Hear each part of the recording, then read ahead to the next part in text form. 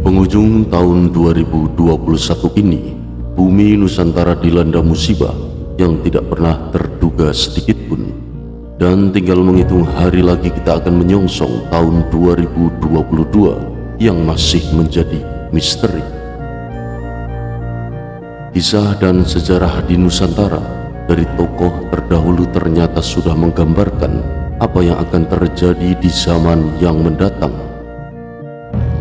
Percaya atau tidak hal tersebut, tetapi banyak yang terbukti kebenarannya, seperti halnya pesan terakhir Prabu Siliwangi yang memerintah kerajaan Sunda. Prabu Siliwangi berpesan pada warga Pajajaran yang ikut mundur pada waktu ia sebelum menghilang.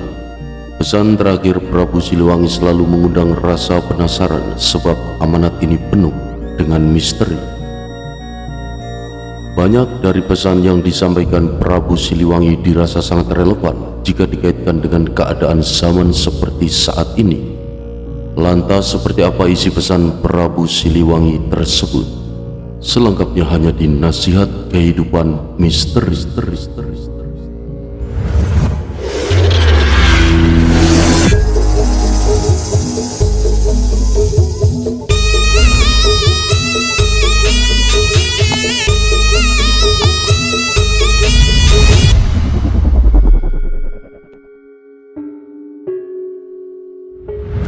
Perjalanan kita hanya sampai di sini hari ini.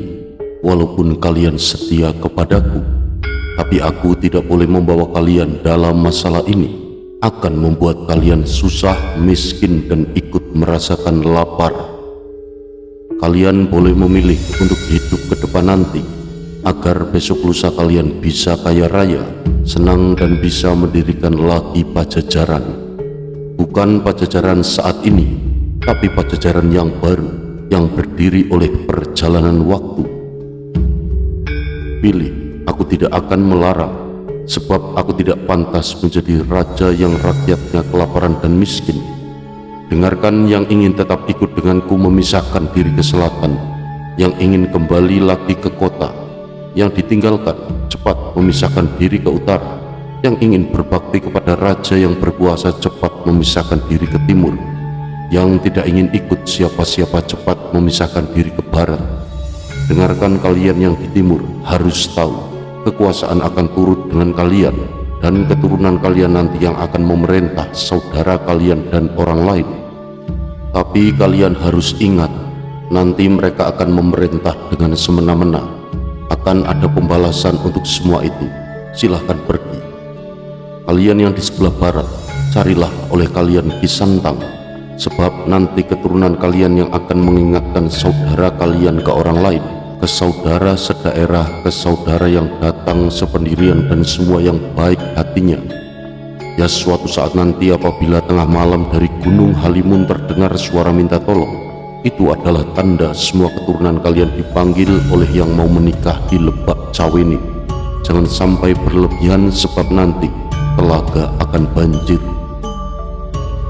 Silahkan pergi. Ingat, jangan menoleh ke belakang. Kalian yang di sebelah utara, dengarkan, kota yang kalian datangi tak akan pernah kalian temui. Hanya padang yang perlu diolah keturunan kalian kebanyakan akan menjadi rakyat biasa. Adapun yang menjadi penguasa tetap tidak mempunyai kekuasaan. Suatu hari nanti akan kedatangan tamu. Banyak tamu dari jauh, tapi tamu yang menyusahkan. Waspadalah.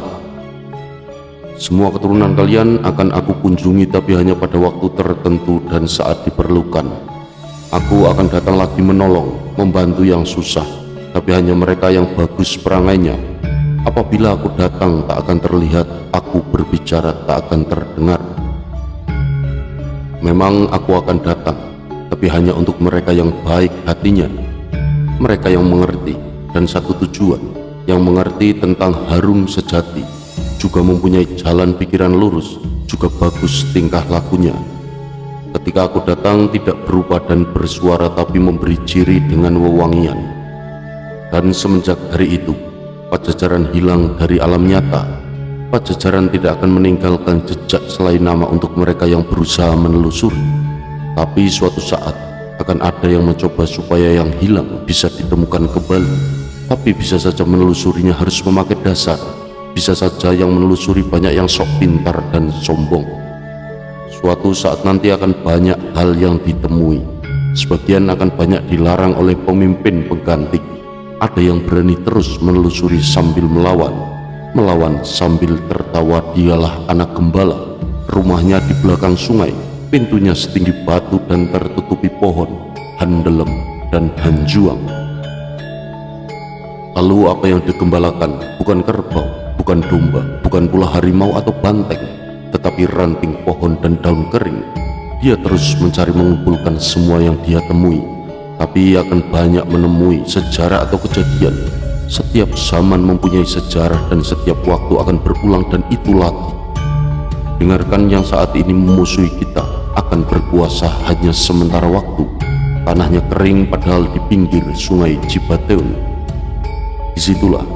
Disitulah negara akan pecah oleh kerbau bule yang digembalakan oleh orang tinggi yang memerintah di pusat kota. Semenjak itu raja-raja dibelenggu dan orang kita hanya akan menjadi suruhan. Tapi kendali itu tidak terasa sebab semua dipenuhi serba murah. Semenjak itu pekerjaan dikuasai monyet. Suatu saat nanti keturunan kita akan sadar, tapi sadar seperti bangun dari mimpi, dari yang hilang dulu, sehingga banyak yang terbongkar, tapi banyak yang tertukar sejarahnya. Banyak yang dicuri, bahkan dijual. Keturunan kita banyak yang tidak tahu bahwa zaman sudah berganti. Pada saat itu geger di seluruh negara, pintu dihancurkan oleh mereka para pemimpin, tapi pemimpin yang salah arah. Ia memerintah bersembunyi, pusat kota kosong, kerbau boleh kabur, negara pecahan diserbu monyet. Keturunan kita enak tertawa, tapi tertawa yang terpotong, sebab pasar habis oleh penyakit, sawah, tempat padi, kebun, perempuan hamil oleh penyakit, semuanya diserbu oleh penyakit.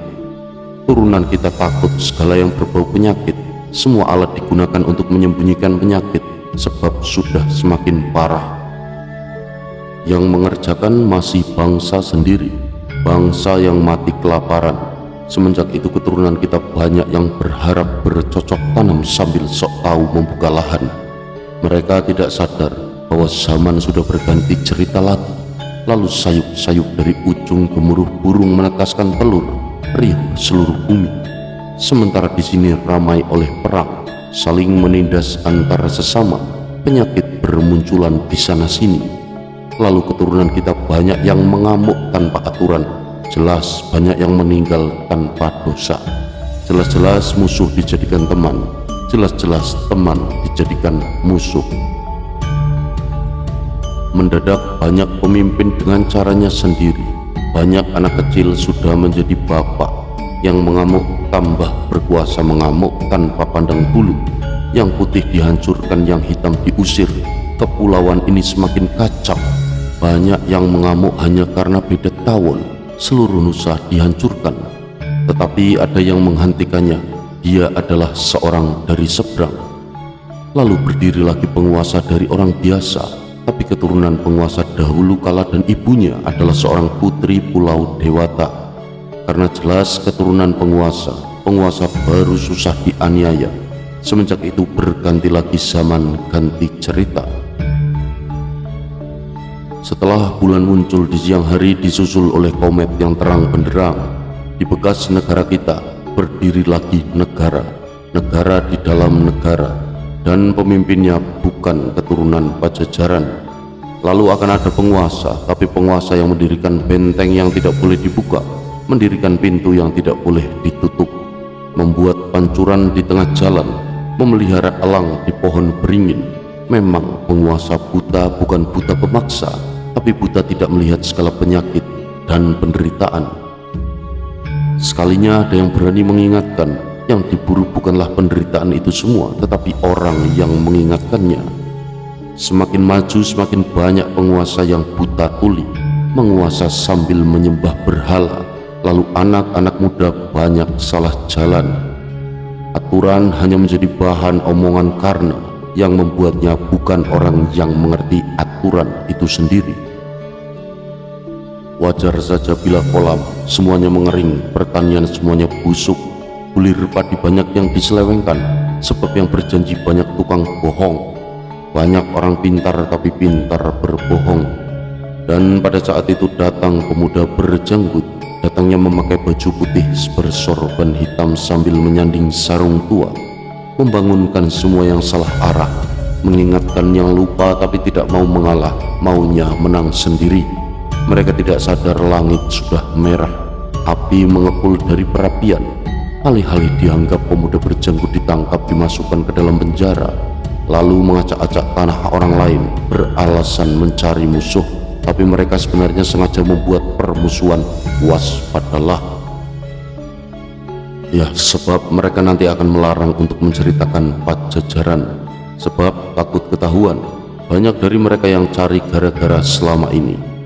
Penguasa yang buta semakin berkuasa melebihi kerbau bule. Mereka tidak sadar zaman manusia sudah dikuasai oleh hewan. Kekuasaan buta tidak berlangsung lama, tetapi perbuatan mereka kepada rakyat sangat di luar batas. Mereka akan mendapatkan balasan nanti saat muncul anak gembala. Di situ akan banyak huru hara di satu daerah yang ikut-ikutan menyerobot dan bertengkar. Yang bertengkar diam tersadar ternyata mereka memperebutkan hanya pepesan kosong, sebab tanah sudah habis oleh mereka yang punya uang.